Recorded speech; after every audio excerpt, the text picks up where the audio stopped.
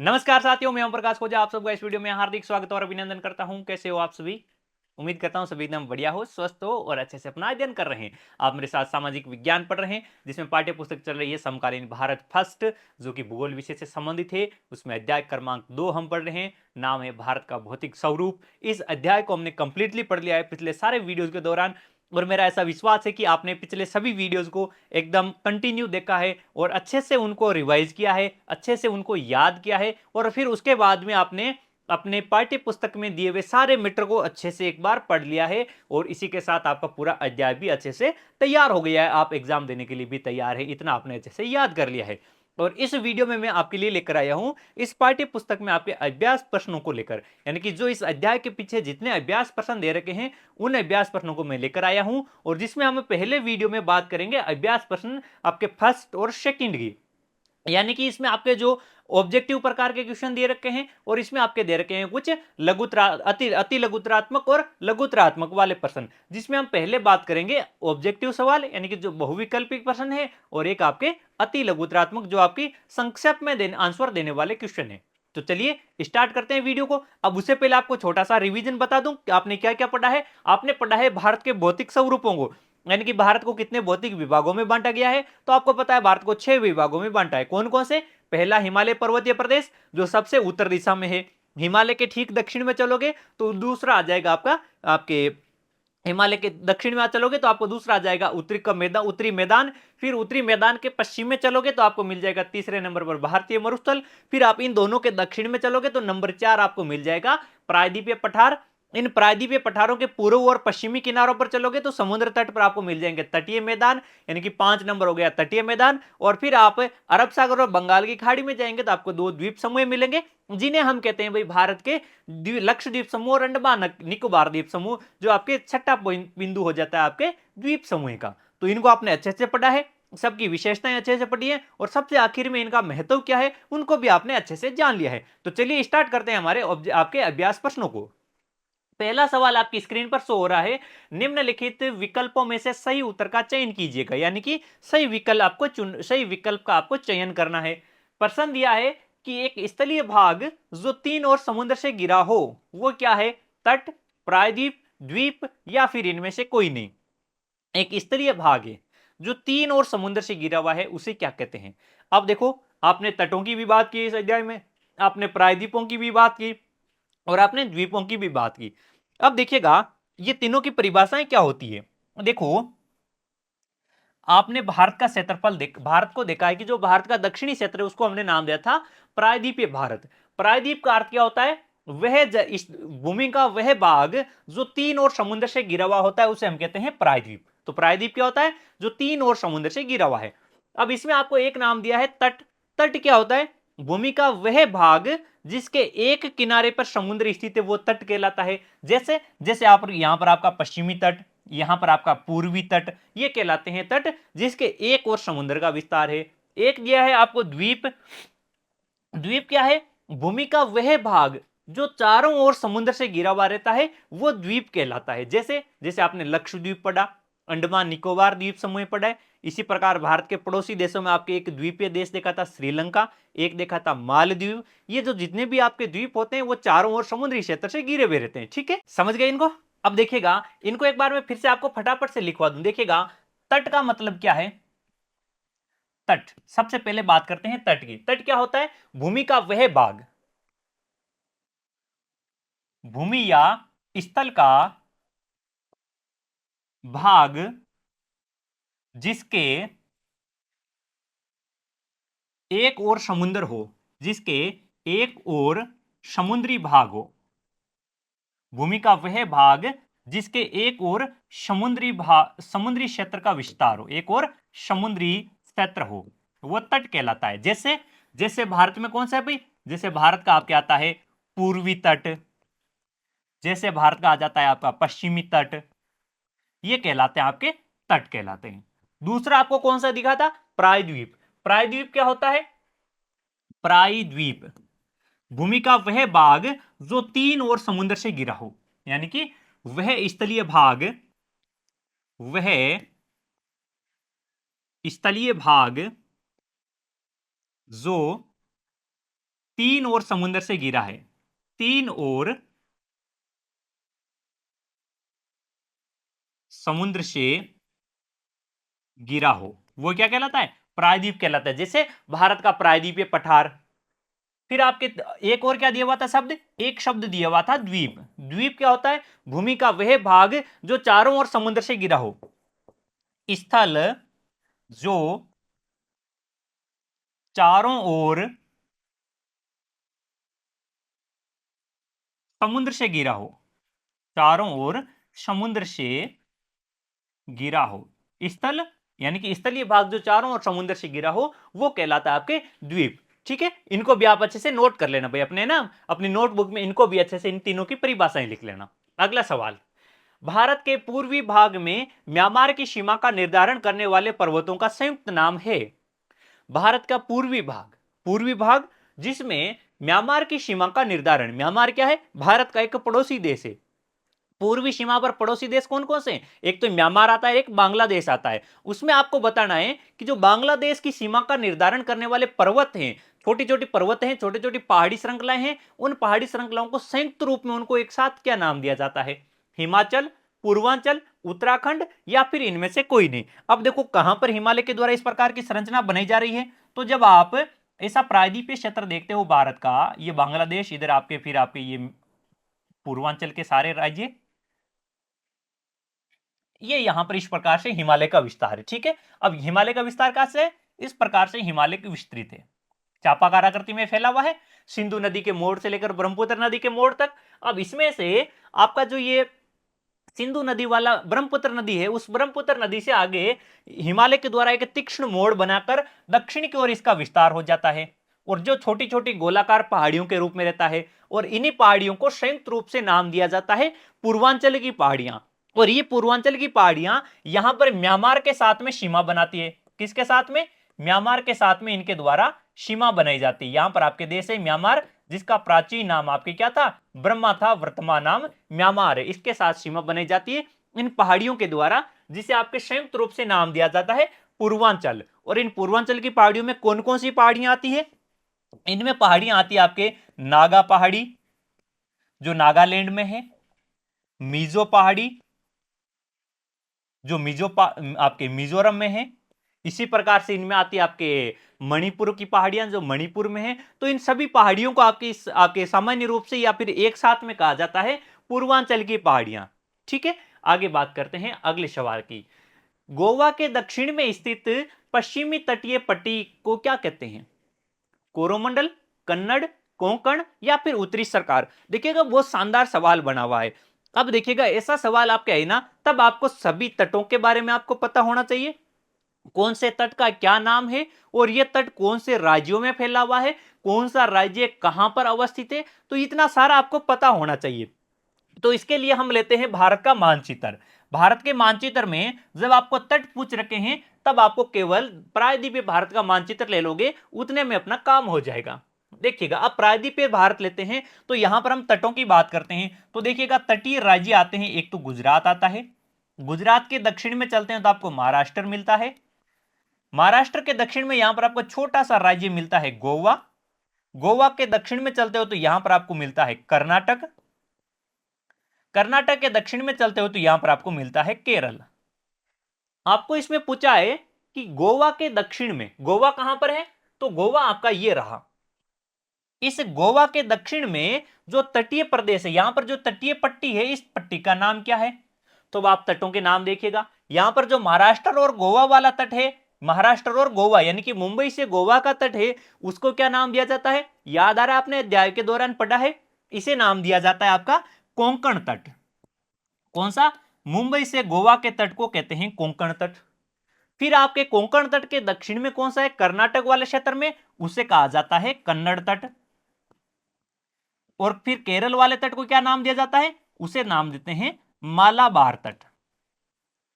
तो गोवा के दक्षिण दिशा में कौन सा है? दक्षिण दिशा में आपके ये कर्नाटक वाला तट है, जिसे नाम दिया जाता है कन्नड़ तट।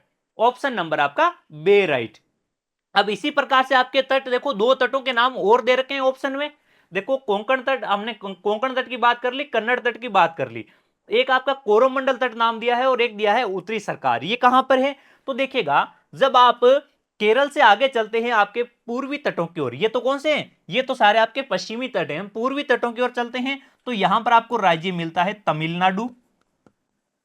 तमिलनाडु के उत्तर दिशा में आप चलोगे तो राज्य मिलेगा आपको आंध्र प्रदेश। आंध्र प्रदेश से उत्तर दिशा में आप चलोगे तो यहां पर राज्य मिलेगा आपको ओडिशा। फिर आगे आपको यहां पर मिलता है पश्चिम बंगाल, जो सुंदरवन डेल्टा का निर्माण करता है। वहां पर तो सुंदरवन डेल्टा का विस्तार है। अब यहां पर भी तटों के नाम है। यहां पर तट कौन कौन से हैं? जो यहां पर आपके कुछ आंध्र प्रदेश के भाग और कुछ तमिलनाडु के भाग, ये तो कहलाता है आपका कोरोमंडल तट। कोरोमंडल तट। और कोरोमंडल तट के उत्तर में स्थित यह तट क्या कहलाता है? इसे आप उत्तरी सरकार तट कहते हैं। क्या कहते हैं? उत्तरी सरकार तट, या इसी को कहा जाता है उत्कल तट। ठीक है, तो आपके ये चारों तटों के मैंने आपको बता दिया। जितने भी भारत के तट हैं उन सबके मैंने नाम बता दिए। अगर आपको पूछ ले कि भाई आंध्र प्रदेश के उत्तर दिशा में कौन सा तट है, तब आप बता देना कि भाई उत्तरी सरकार तट है। दक्षिण में कौन सा है? कोरोमंडल तट है। गोवा के उत्तर में वाले तट को क्या नाम दिया जाता है? तो कोंकण तट। गोवा के दक्षिण में पूछे तो कन्नड़ तट। कर्नाटक के दक्षिण में पूछे तो केरल का तट। ठीक है, इस प्रकार से आपको सारे याद रहने चाहिए। अगला सवाल, सवाल नंबर 4 है, पूर्वी घाट का सर्वोच्च शिखर है। पूर्वी घाट भारत का जो प्रायद्वीपीय पठार है उसके पूर्व दिशा में आपके छोटी छोटी पहाड़ियों के रूप में आपके कटा फटा आपके पर्वत श्रेणी है एक, जिसे आप पूर्वी घाट कहते हैं।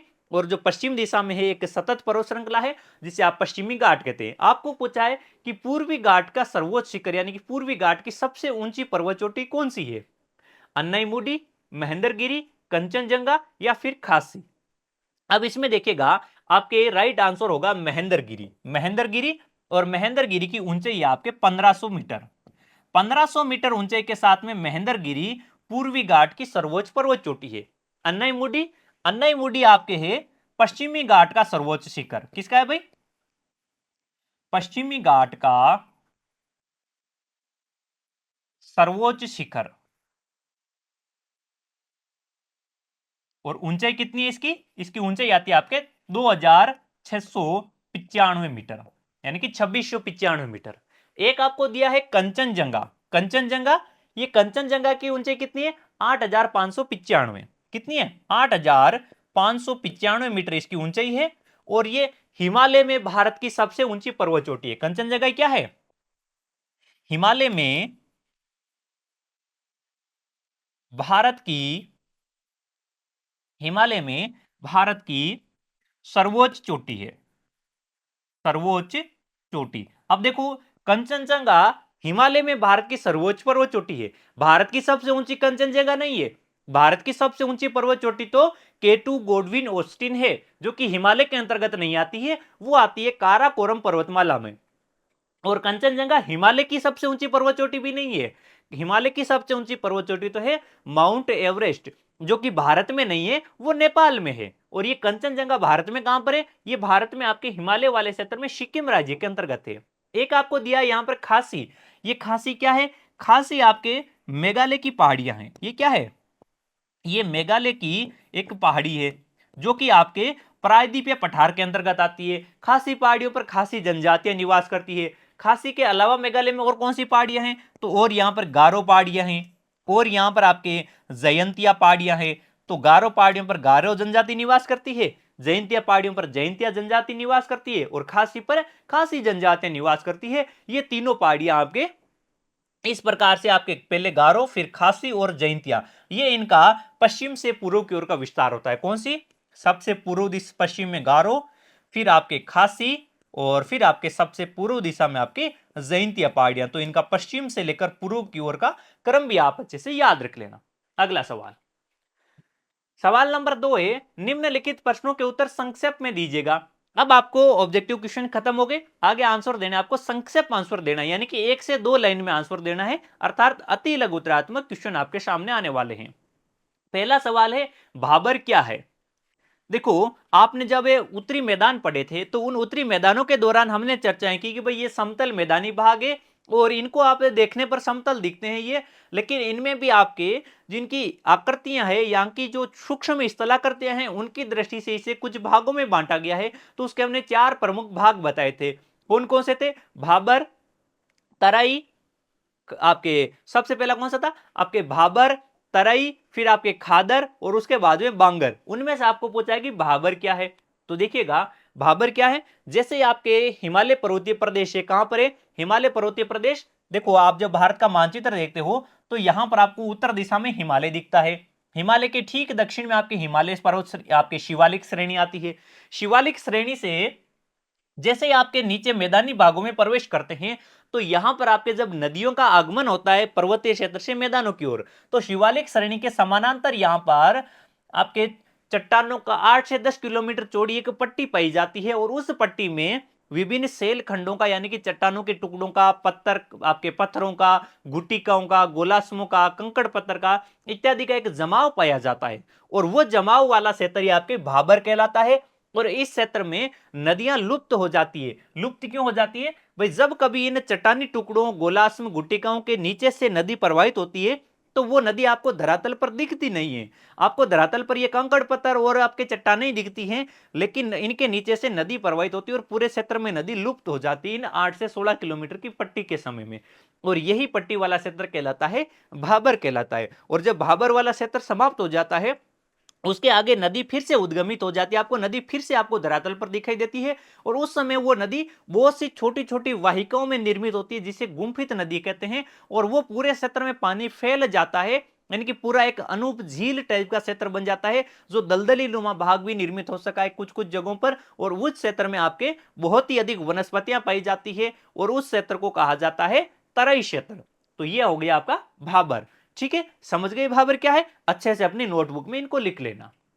अगला सवाल है, हिमालय के 3 प्रमुख भागों के नाम उत्तर से दक्षिण के क्रम में बताइए। हिमालय पर्वतमाला आपने पूरी पढ़ रखी है, उसका आपने विभाजन भी किया था कि भाई आपके 3 प्रमुख पर्वत श्रेणियां बताइए उसकी। भाई पूरी हिमालय पर्वतमाला है, उसकी 3 पर्वत श्रेणियां हैं, उनके आपको नाम लिखने हैं, वो भी उत्तर से दक्षिण के क्रम में लिखने हैं। तो ये रहा आपके सामने आंसर कि भाई जब आप हिमालय पर्वतमाला को देखते हैं तो उसमें उत्तर, सबसे उत्तर दिशा में आपको हिमाद्री हिमालय मिलता है जिसे आप महान हिमालय भी कहते हैं। फिर उसके दक्षिण में चलते हो तो हिमाचल हिमालय मिलता है जिसे आप लघु हिमालय या इसे निम्न हिमालय भी कहा जाता है। क्या कहा जाता है? इसे निम्न हिमालय भी नाम दिया जाता है। और निम्न हिमालय के दक्षिण में चलते हो तो वो आपके शिवालिक हिमालय कहलाता है जिसे आप बाहरी हिमालय भी कहते हैं। अब इनके आपके कुछ और भी श्रेणियां हैं इनकी। ये तो हिमालय की 3 मुख्य श्रेणियां हैं। अगर आपको कभी पूछ ले एग्जाम में कि भाई जो आपके हिमालय की जो मुख्य श्रेणियां हैं उनका भी विभाजन कीजिएगा और उनको भी उत्तर से दक्षिण के क्रम में बताइएगा, तब आप बता देना कि जो आपका हिमाद्री हिमालय है, हिमाद्री हिमालय की 2 प्रमुख श्रेणियां हैं। कौन कौन सी है? इसमें आपके एक श्रेणी आती है जिसका नाम है, सबसे उत्तर में आती है आपके लद्दाख श्रेणी। लद्दाख श्रेणी, लद्दाख श्रेणी के दक्षिण में आएगी आपके जोस्कर श्रेणी। कौन सी आएगी भाई? लद्दाख के दक्षिण में आएगी जोस्कर श्रेणी। दोनों के दोनों आपके हिमाद्री हिमालय के भाग है। हिमाद्री हिमालय से दक्षिण में चलोगे तो आपको हिमाचल हिमालय या लघु हिमालय या जिसे आप निम्न हिमालय कहते हैं ये मिलता है। इसके कौन कौन सी श्रेणियां हैं? इसमें आती है एक श्रेणी पीर पंजाल श्रेणी। पीर पंजाल श्रेणी जो इसे आपके हिमाद्री हिमालय, जो आपके इसे हिमाचल हिमालय की सबसे लंबी पर्वत श्रेणी है। इसी की एक पर्वत श्रेणी मिलती है यहां पर आपके धौलाधर श्रेणी। कौन सी मिलेगी आपको? धौलाधर श्रेणी। और एक मिलेगी यहां पर आपको महाभारत श्रेणी। कौन सी मिलेगी? महाभारत श्रेणी। तो ये आपके 5 श्रेणियां मिलेगी और ये शिवालिक है तो इस शिवालिक की एक ही श्रेणी है जिसका नाम है शिवालिक, यानी कि इनके बाद में आपको मिलती है शिवालिक श्रेणी। इनके बाद में आपको मिलती है शिवालिक। शिवालिक की कोई दूसरी श्रेणी नहीं है, ये अकेली श्रेणी है। ठीक है, तो ये प्रमुख श्रेणियां हैं हिमालय की। लद्दाख जो आपके प्रमुख 3 तो आपके हिमाद्री हिमालय, हिमाचल हिमालय और शिवालिक हिमालय है। इनके अलावा इनका उपविभाजन पूछ ले तो उसमें लद्दाख, जास्कर, पीर पंजाल, धौलाधर, महाभारत और शिवालिक बता देना। अगले सवाल की ओर बढ़ो। सवाल नंबर 3 दिया है आपको, अरावली और विंध्याचल की पहाड़ियों में कौन सा पठार स्थित है? आपने प्रायद्वीपीय पठार पढ़ा है, उस प्रायद्वीपीय पठार में आपने अरावली की पहाड़ियों की भी बात की, विंध्याचल पर्वत श्रेणी की भी बात की। आपको बताना है कि इन पहाड़ियों में एक पठारी भाग है, उस पठारी भाग का नाम क्या है। तो आपके सामने ये रहा आंसर कि भाई इनके बीच में जो पठार है उसे कहते हैं मालवा का पठार। अब आइए बात करते हैं भारत के मानचित्र में कि भाई ये आपके कहां पर है पहाड़ियां और कहां पर है ये मालवा का पठार। देखो इस प्रकार से आपका ये क्षेत्र आता है यहां पर गुजरात, ठीक है, और यहां पर आता है ये राजस्थान वाला भाग। अब इसमें अरावली पर्वत श्रेणी कहां पर है? अरावली पर्वत श्रेणी गुजरात से होते हुए राजस्थान वाले भाग की ओर फैली हुई है इस प्रकार से। ये तो है यहां पर कौन सी श्रेणी? अरावली। फिर यहां पर आपके एक पर्वतमाला फैली हुई है जिसे आप कहते हैं विंध्याचल। ये है आपकी विंध्याचल श्रेणी। यहां पर आपके है सतपुड़ा। यहां पर क्या है? सतपुड़ा। यहां पर फैला हुआ है पश्चिमी घाट। ये आता है आपका पश्चिमी घाट। और यहां पर छोटी छोटी पहाड़ियों के रूप में फैला हुआ है पूर्वी घाट, ठीक है। अब इसमें देखो बहुत से पठारी भाग है। ये क्या है? जो आपका प्रायद्वीपीय पठार है, इस प्रायद्वीपीय पठार में प्रमुख प्रमुख पहाड़ियां यानी कि प्रमुख प्रमुख पर्वत श्रृंखलाएं हैं। इन पर्वत श्रृंखलाओं के बीच में बहुत से पठार है। अब देखो विंध्याचल और सतपुड़ा के बीच में तो नदी प्रवाहित होती है, यहां पर क्या है?